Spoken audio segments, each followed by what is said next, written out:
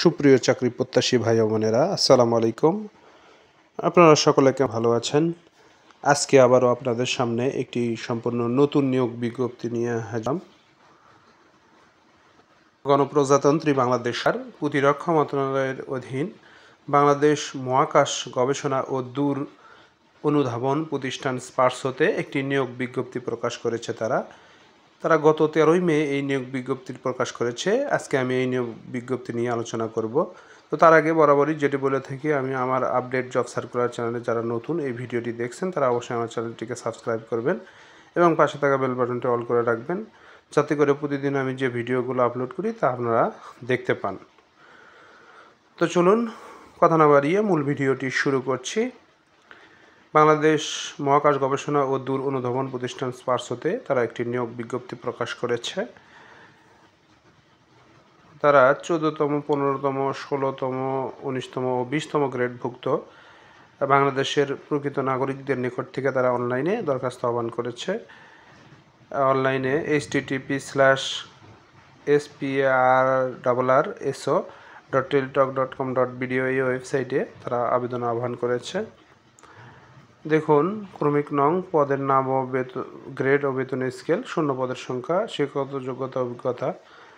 1 নম্বরে রয়েছে technician 1 scientific assistant, টাকা 10,202, 24,680, গ্রেড 14, শূন্য পদের সংখ্যা রয়েছে একটি। এখানে শিক্ষাগত যোগ্যতা বিজ্ঞান বিভাগে স্নাতক থাকতে হবে। 2 নম্বরে রয়েছে accounts assistant cum typist, 10,202, 24,680, grade 14, শূন্য পদের সংখ্যা রয়েছে একটি। এখানে বাণিজ্যে 2য় শ্রেণীর স্নাতক থাকতে হবে। এরপরে দেখুন 3 নম্বরে রয়েছে স্টোর কিপার, 10,202, 24,680, 14তম গ্রেড, শূন্য পদের সংখ্যা রয়েছে একটি। এখানেও স্নাতক ডিগ্রি লাগবে। 4 নম্বরে রয়েছে ল্যাবরেটরি অ্যাসিস্ট্যান্ট, এটিও 14তম গ্রেড, শূন্য পদের সংখ্যা রয়েছে 2টি। এখানেও স্নাতক লাগবে। 5 নম্বরে রয়েছে ড্রাফটসম্যান, এটি 15তম গ্রেডের একটি পদ, 9,700 to 23,490, শূন্য পদের সংখ্যা রয়েছে 3টি। এখানে বিজ্ঞানে উচ্চ মাধ্যমিক পাস লাগবে।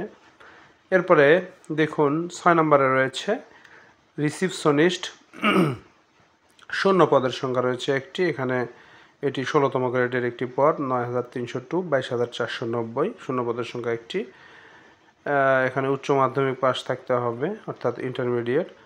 এরপরে 7 নম্বরে রয়েছে এলডিএ কাম টাইপিস্ট, অফিস সহকারী কাম কম্পিউটার মুদ্রাক্ষরিক, এটি 9,300 to 22,490, গ্রেড 16, শূন্য পদের সংখ্যা রয়েছে 3টি।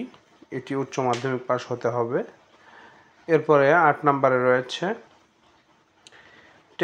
টেকনিশিয়ান 2,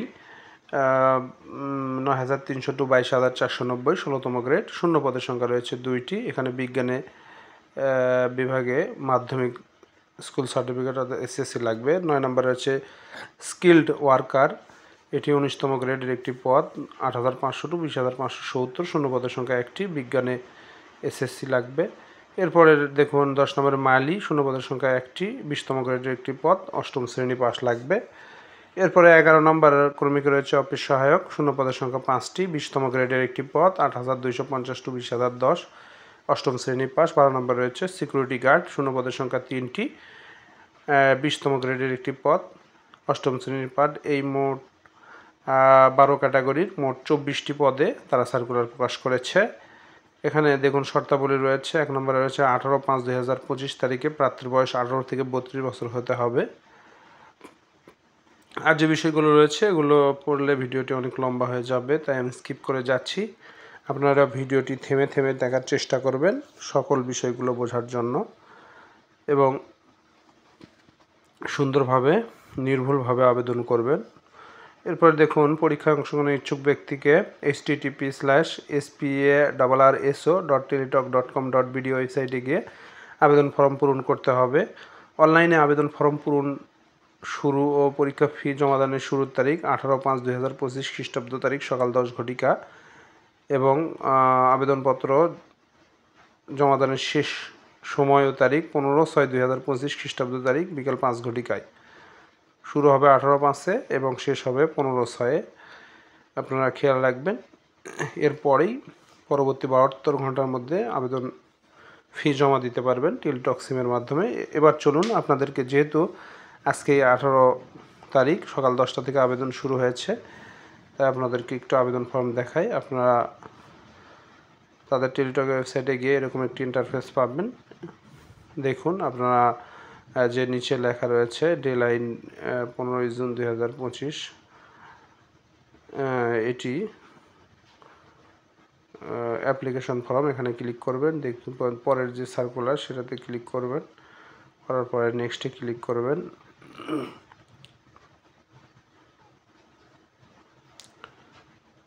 এরপর যে পদগুলো পাবেন, দেখুন আপনারা যে পদে আবেদন করবেন সেই পদের বামে টিকমার্ক উঠিয়ে দিয়ে নেক্সটে ক্লিক করবেন। এরকম